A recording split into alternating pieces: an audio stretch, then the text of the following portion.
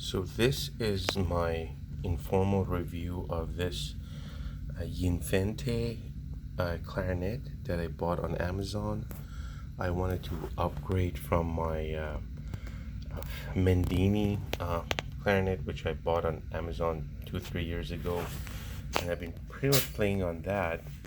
And it's been a pretty good clarinet for the price. It's only $100. This thing is like $320-$30.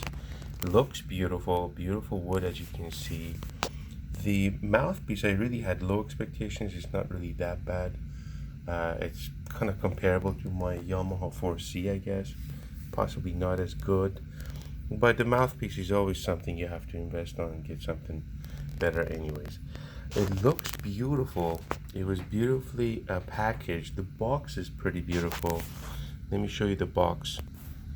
Yeah, here's the box. Pretty nice and professional looking with all kinds of extras and so forth.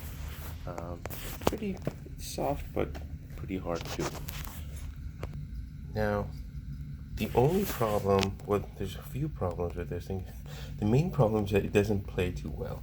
The keys are soft, which is very much like the Mendini clarinet that I'm used to. And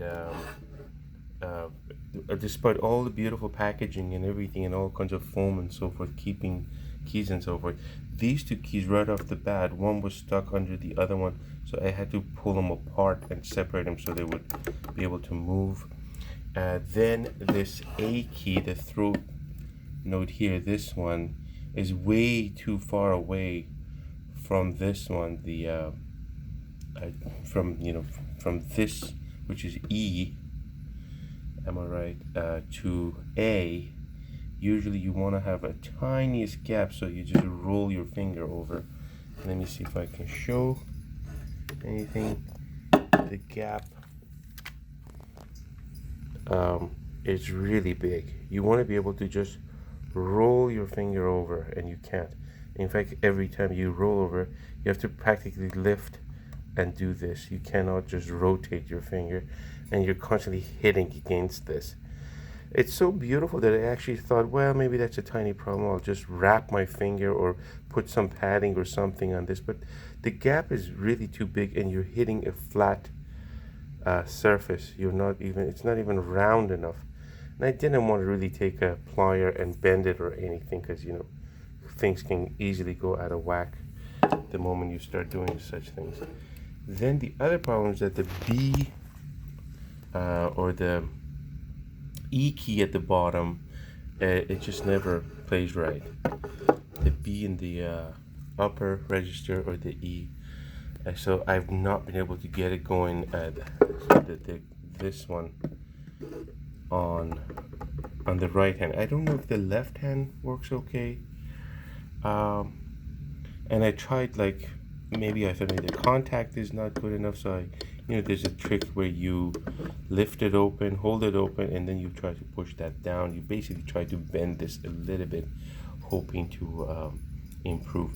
So I'm gonna play, well, let me show you my Mendini in comparison so you see the difference. Yeah, so this is the Mendini. The gap is a lot smaller, and you can easily kind of, almost, it's not perfect either, but you can still go over it. The gap is not like 5 millimeters or whatever that one is.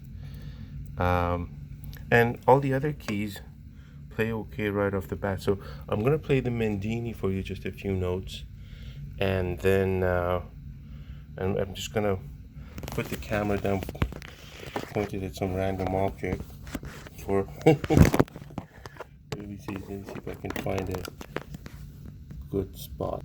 Okay, I'm just putting it someplace against the wall, so you're hearing the sound of the Mendini.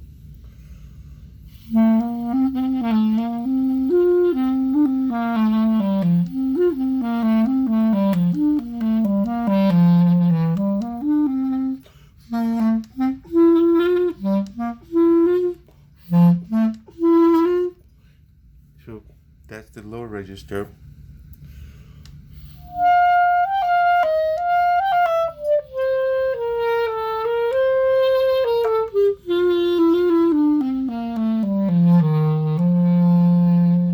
Something. Just making up.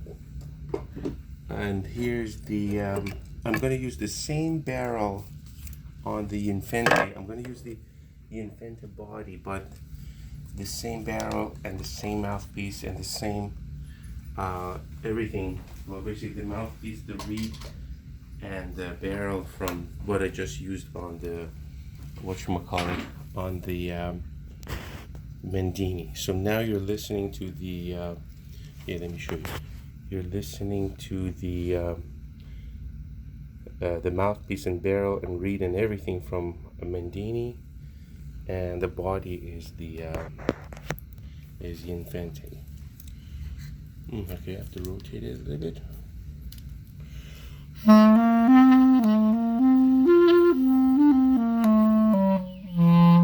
You see some notes are.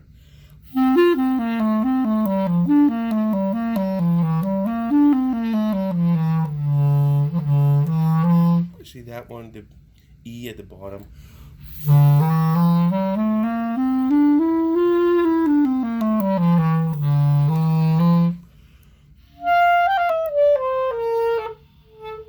See, that's the B now, the next upper register.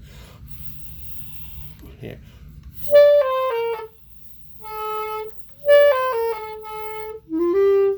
And then this A is a pain because it's hitting against my finger. So the whole bunch of